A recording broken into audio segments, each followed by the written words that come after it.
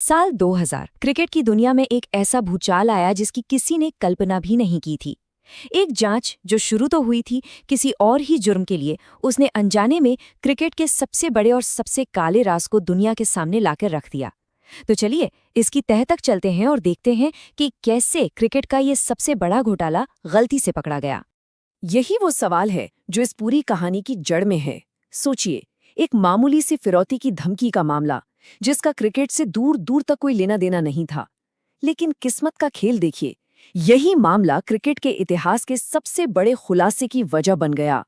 तो चलिए शुरू से शुरू करते हैं। ये कहानी एक ऐसे अपराध से शुरू होती है जिसका क्रिकेट से कोई वास्ता ही नहीं था।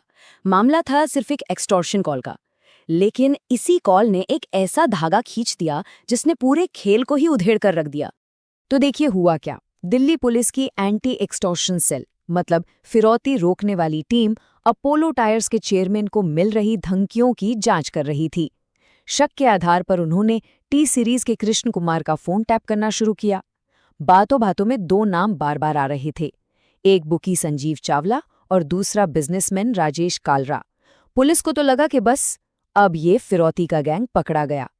लेकिन जब उन्होंने चावला का फोन टैप किया तो जो सुना उससे उनके होश उड़ गए।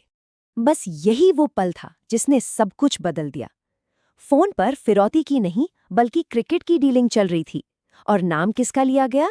साउथ अफ्रीका के कप्तान हैंसी क्रोनिए का। पुलिस हैरान थी। जांच की दिशा उसी वक्त फिरौती से घूमकर क्रिकेट पर आ गई। अब दिल्ली पुलिस ने अपना पूरा फोकस बोकी संजीव चावला और कैप्टन हैंसी क्रोनिए के रिश्ते पर डाल दिया। वो उनकी हर बातचीत को सुनने लगे, और जैसे जैसे वो सुनते गए, मैच फिक्सिंग की एक बहुत ही घिनौनी तस्वीर साफ होने लगी। सबूत इतने सीधे और साफ थे कि यकीन करना मुश्किल था। देखिए, 14 मार्च 2000 को फरीदाबाद में मैच होला था। उससे पहले फोन पर क्रोनिए ने चावला को बताया कि बल्लेबाज हर्षल गिब्स 20 से कम रन बनाएगा। और हुआ क्या? मैच में गिब्स ठीक 19 रन पर आउट हो गए। अब इसे कोई इत्तेफाक तो नहीं कह सकता है ना? इस टाइमलाइन को जरा ध्यान से देखिए। साजिश का पूरा पैटर्न साफ हो जाता है। 14 मार्च को फरीदाबाद मैच की डील पक्की होती है। ठीक अगले दिन 15 मार्च को संजीव चावला देश छोड़कर भाग जाता है। 16 मार्च को वो लंदन से घबराए हुए क्रोनी को फोन करता है क्योंकि टीम को पेमेंट में देरी हो रही थी। और फिर 18 मार्च को अगले मैच से ठीक पहले क्रोनी उसे एक और अंदर की खबर लीक कर देता है। ये कोई संयोग नहीं था, ये एक पूरा सोचा समझा प्लान था। 7 अप्रैल 2000 दिल्ली पुलिस ने इस पूरे मामले को पब्लिक कर दिया और क्रिकेट की दुनिया में जैसे भूचाल आ गया। इसके बाद जो हुआ वो पहले तो इनकार, फिर बचाव और आखिर में एक ऐसे चौंकाने वाले कबूलनामे की कहानी है जिसने सबको हिलाकर रख दिया। साउथ अफ्रीका के क्रिकेट बोर्ड ने फौरन अपने कप्तान को बचाना शुरू कर दिया। उनका कहना था कि उन्हें क्रोनिए की ईमानदारी पर पूरा भरोसा है और भारतीय पुलिस के लगाए सारे इल्जाम बेबुनियाद हैं। खुद हैंसी क्रोनिए भी मीडिया के सामने आए और उन्होंने सारे आरोपों को सिरे से खारिज कर दिया। उन्होंने बड़े आत्मविश्वास से कहा कि उन्होंने ना तो कोई पैसा लिया है और ना ही अपनी टीम को मैच हारने के लिए कभी कहा है। और फिर कुछ ही हफ्तों में पासा पलट गया। साउथ अफ्रीका में किंग कमीशन की जांच बैठी और उसके सामने हैंसी क्रोनिए टूट गए। उन्होंने कबूल किया कि हाँ, उन्होंने बुकियों से पैसे लिए थे और वो ईमानदार नहीं थे। इस एक कबूलनामे ने पूरे क्रिकेट जगत में तहलका मचा दिया। क्रोनी का ये कबूलनामा अंत नहीं था, बल्कि ये एक नई और कहीं ज्यादा बड़ी कहानी की शुरुआत थी। उन्होंने ऐसे ऐसे नाम लिए जिनसे पता चला कि ये भ्रष्टाचार सिर्फ एक खिलाड़ी तक नहीं था, बल्कि इसकी जड़ें बहुत गहरी थीं, इतनी गहरी कि वो भारतीय क्रिकेट टीम तक पहुंच रही थीं।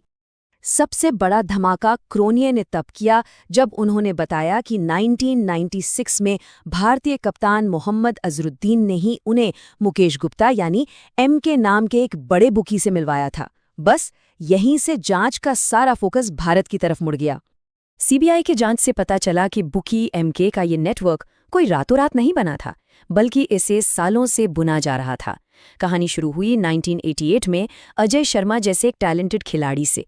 जब शर्मा टीम इंडिया में आए तो उन्होंने एमके की मुलाकात मनोज प्रभाकर से करवाई।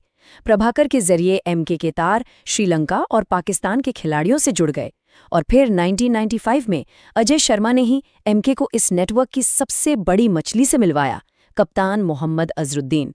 सीबीआई के सामने अपने बयान में बुकी एमके ने दावा किया था कि उसने मैच फिक्स करने और टीम की जानकारी देने के बदले मोहम्मद अजहरुद्दीन को कुल 90 लाख रुपए दिए थे। इस मामले से टीम के अंदर की दरारें भी सामने आ गईं।